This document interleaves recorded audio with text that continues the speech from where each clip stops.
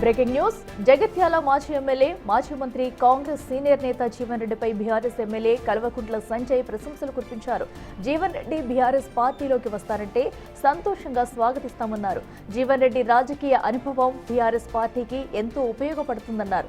ఒకవేళ జీవన్ రెడ్డి బీఆర్ఎస్ లో చేరేందుకు ఆసక్తి చూపిస్తే తాము ఖచ్చితంగా ఆహ్వానిస్తామని స్పష్టం చేశారు.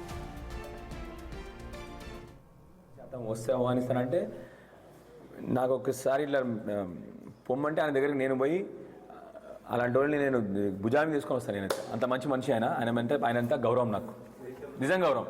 ఎందుకంటే నేను సీరియస్గా గౌరవం చెప్తాను, ఎమోషనల్ కూడా చెప్తాను ఆనెస్ట్గా. ఎందుకంటే నేను స్పైన్ సర్జన్ ఉన్న రోజు నాకు మంచి గుర్తుంది. ఇప్పుడు కూడా వాళ్ళ తమ్మునికి బ్రెయిన్ స్ట్రోక్ వచ్చింది. వారు వచ్చి ఆడ చైర్ వేసుకొని పక్కకు, నేను రోజు ఇలా నా ఓపీడీకి పోతుంటే హాస్పిటల్ ఎంట్రన్స్ నుంచి ఆ పక్కకు చైర్లు ఉంటాయి మా అందరికి. ఒక్కడే వెనక కూర్చొని ఇట్లా కూర్చొని ఉంటుండే రోజు. మామూలుగా ఎమ్మెల్యేలు ఎట్లుంటారు, ఎమ్మెల్యేలు కాదు బట్టి ఈ పార్టీ ఇన్ఛార్జ్లే నాకు 4 గన్మెన్లు కావాలంటారు ఇవాళ రేపు. జీవితంలో ఒకసారి గెలవని వాళ్ళు కూడా అలాంటి వాళ్ళు నాకు గన్మెన్లు కావాలి, నాకు ఇది కావాలి, అట్లాంటి వాడు ఒక్కడు వచ్చి కూర్చుంటుండే పాపం. అంటే అంత అట్లాంటి రెస్పెక్ట్ నాకు ఆయన అంటే.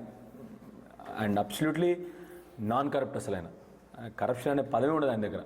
అలాంటి వాడు రావాల్సిందే రాజకీయాల్లో. మా పార్టీలోకి వస్తే ఆనందంగా స్వాగతిస్తాను నేను. అసలు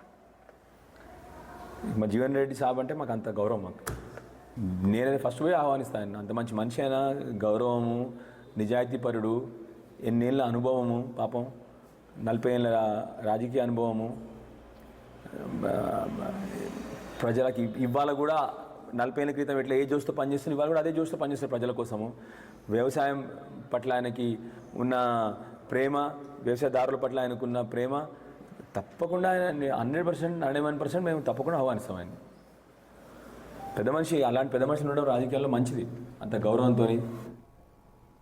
రెడ్డికి మరింత సమాచారం మా ప్రతినిధి శ్రీనివాస్ అందిస్తారు. శ్రీనివాస్ చెప్పండి, ఏదైతే అటు ఒక పక్కన జీవన్ రెడ్డిపై ప్రశంసల జల్లు కురిపిస్తేనే మరో పక్కన బీఆర్ఎస్ లోకి వస్తే కనుక స్వాగతిస్తామంటూ కూడా కల్వకుంట్ల సంజయ్ చేసిన వ్యాఖ్యలు మనం చూస్తున్నాము. మరి దీనిపై జీవన్ రెడ్డి రియాక్షన్ ఎలా ఉండబోతుంది అనుకోవచ్చు? ఆయన ఎటు వెళ్లే అవకాశం ఉంటుంది అనుకోవచ్చు?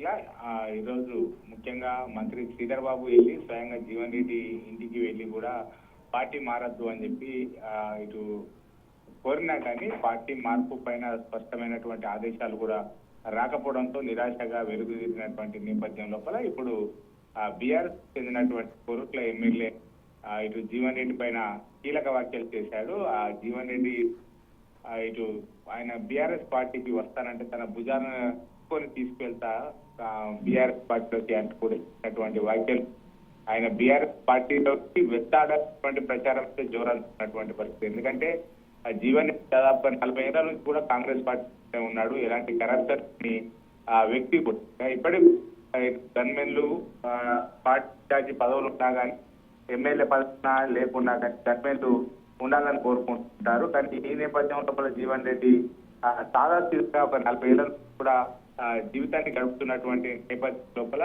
ఎలాంటి ఆర్భాటాలు లేకుండా జీవనం ఉంటాడు. అలాంటి వ్యక్తి ఆదర్శంగా ఉన్నటువంటి వ్యక్తి తమ పార్టీలోకి వస్తానంటే ఖచ్చితంగా తన భుజాల ఎత్తుకొని బీఆర్ఎస్ లోకి తీసుకెళ్తానని సంజయ్ కుమార్ వ్యాఖ్యలు చేసినటువంటి నేపథ్యం లోపల వ్యాఖ్యలు ప్రాముఖ్యత. ఎందుకంటే ఖచ్చితంగా బీఆర్ పార్టీలోకి వెళ్తాడనేటువంటి ప్రచారం జరుగుతున్నటువంటి నేపథ్యం లోపల ఇప్పుడు కోరుట్ల ఎమ్మెల్యే చేసినటువంటి వ్యాఖ్యలు కొద్దిగా అభ్యాసి చేకూర్చే విధంగా ఉన్నాయని చెప్పి చెప్పుకోవాలి. శ్రీనివాస్, అయితే మరో పక్కన జీవన్ రెడ్డి ఎలాంటి నిర్ణయం తీసుకుని ఉన్నారనుకోవచ్చు? మరి ఇప్పుడేమైనా ఆయన బయటకు వచ్చి మాట్లాడే ఛాన్స్ ఉందనుకోవచ్చా? జీవన్ రెడ్డి ఈ రోజు మంత్రి శ్రీధర్ బాబు స్వయంగా వాళ్ళ ఇంటికి వెళ్ళినా కానీ తాను పార్టీ మారే విషయం లోపల ఎక్కడ కూడా వెనక్కి తగ్గలేదు.